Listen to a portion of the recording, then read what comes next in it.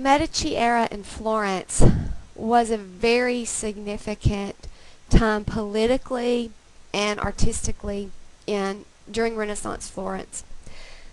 Scholars date the Medici era as beginning around 1434 with the rise to power in Florence of Cosimo Medici and ending in 1492 with the death of Lorenzo Medici.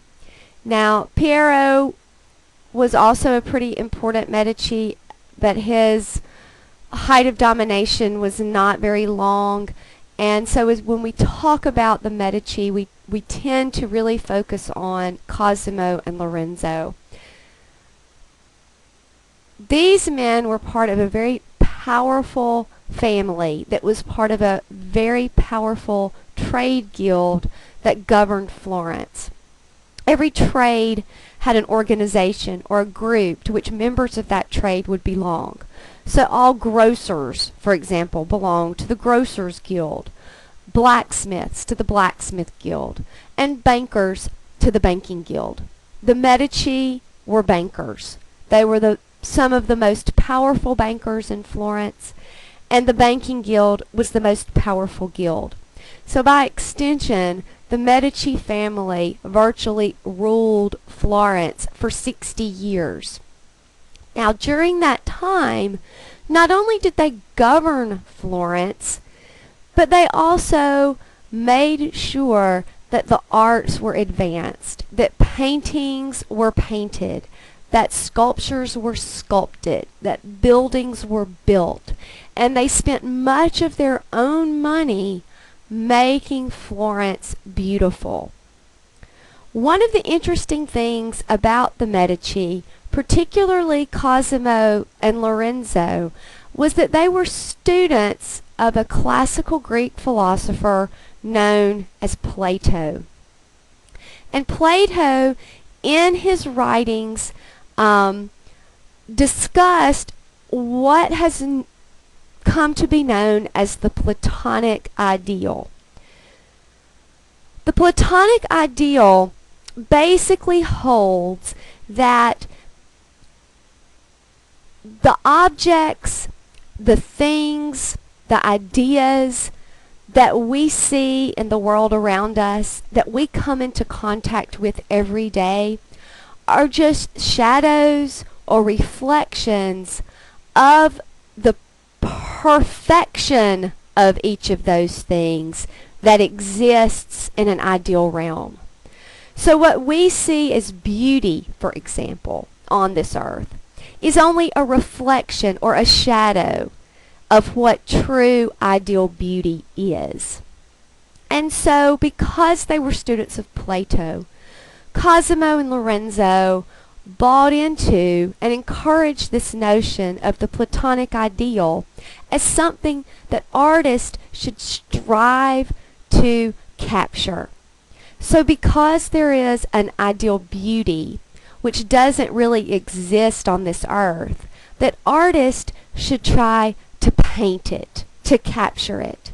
The same is true with the ideal physical form.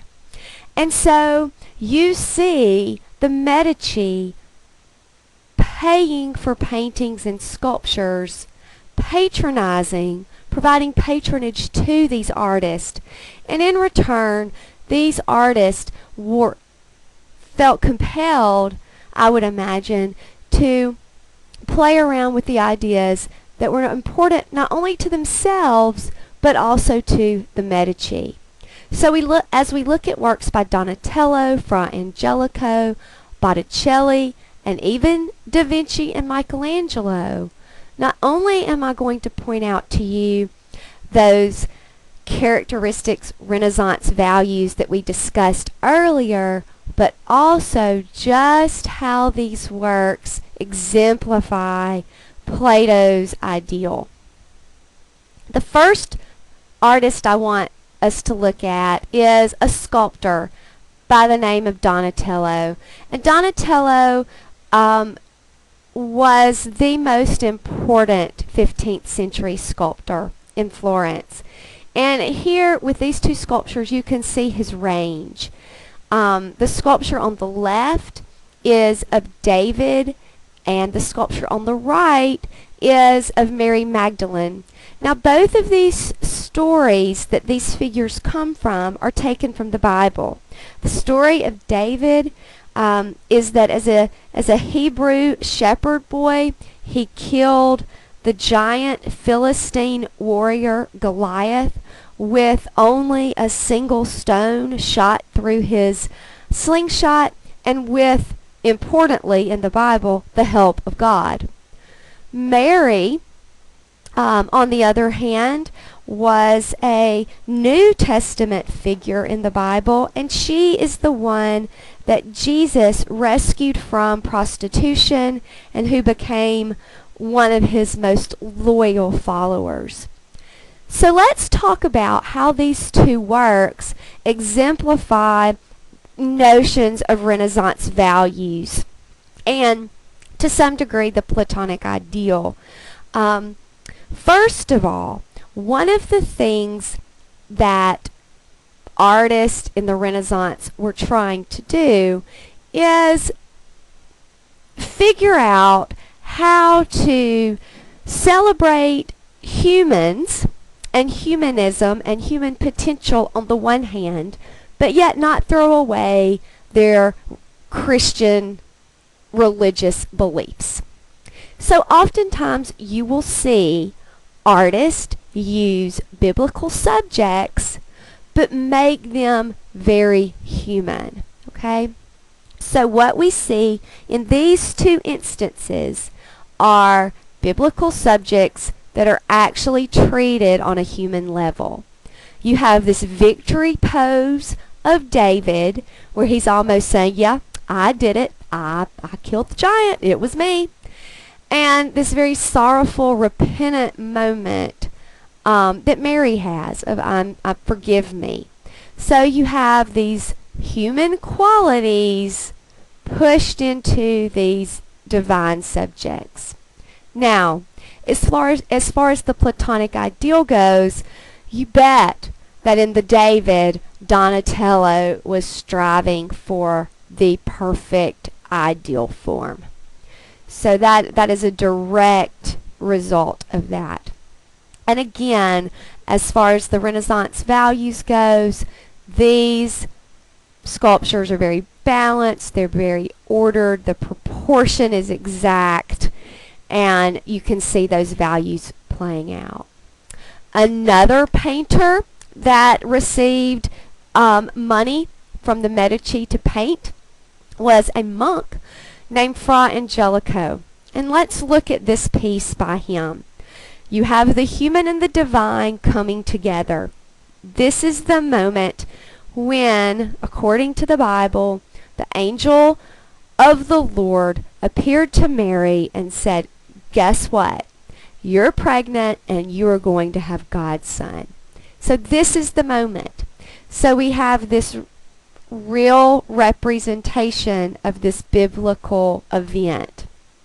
Also notice the balance and the proportion. The vertical line can go down the middle, and each side of the composition is equally balanced. You also have very classical architecture here, and perhaps even a striving for ideal beauty in the face of Mary through this painting by Fra Angelico. Now, let's look at some work by Sandro Botticelli. Botticelli was a great friend of the Medici, and you can see just how much he valued Medici patronage in this painting. This is a picture depicting the adoration of the Magi. This was the moment in Scripture, in biblical Scripture, in which the wise men come to pay their tribute to the newly born baby Jesus. Now, there are some very characteristic Renaissance things in this painting, and you can probably recognize them immediately. The pyramid configuration with Mary, Joseph, and Jesus at the apex of the pyramid. The balance. Draw your vertical line. See that there is balance on each side of this painting. And you also have the treatment of a biblical subject in very human ways. Because what Botticelli has done here is made the wise men the Medici. And so people in Renaissance Florence would have looked at this painting of the Adoration of the Magi and seen the Medici as the Magi. Another work by Botticelli is called La Primavera, which just translates as springtime. Here you have Botticelli moving away from a Christian subject and dealing with the pagan spiritual world. The birth of spring. You have Cupid up at the top, ready to shoot his arrow. You have the wind god. You have Mercury. You have all of these different pagan gods and goddesses in this picture. But notice what you have, though, is the same pyramid shape. We don't have Mary and Jesus in this picture. We have spring and Cupid. And you can still see, though, the balance. Draw your vertical line. See how balanced the painting is. And in the figure of spring, striving for ideal beauty, ideal female beauty, which you see culminate in the birth of Venus. This is another work by Botticelli. Again, no Christian symbolism here. This is all pagan. You have the birth of Venus, but notice the shape, how the figures are arranged. Draw your vertical line and really, really look and see Botticelli's attempt here to capture the ideal beauty and the ideal female form through Venus. So these are just a few of the artists that the Medici patronized. We will look at Da Vinci and Michelangelo in much more detail. And now what you will continue to do for the next few assignments is learn more about the Medici. Not just about their art patronage, but about how they came to power, how they stayed in power, and how they ruled and governed Florence for nearly 60 years.